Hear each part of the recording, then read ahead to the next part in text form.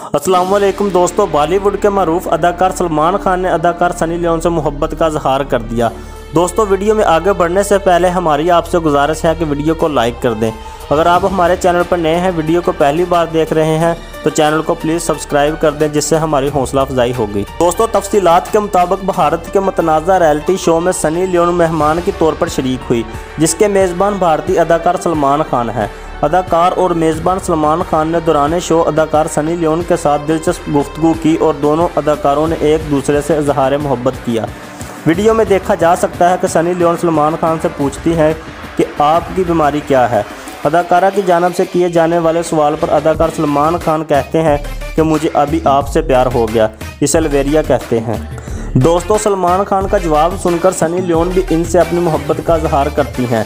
वाज़ह रहे कि दोनों अदाकारों की इस दिलचस्प गुफ्तगू की वीडियो सोशल मीडिया पर तेज़ी से वायरल हो रही है, जिसे मदाहों की जानिब से बेहद पसंद किया जा रहा है। अगर आपने हमारा चैनल सब्सक्राइब नहीं किया तो क्या कर रहे हो ज़ालिमो, सब्सक्राइब कर दो, तुहाडी मेहरबानी। मिलते हैं नेक्स्ट वीडियो से, उस टाइम तक बाय बाय, टाटा।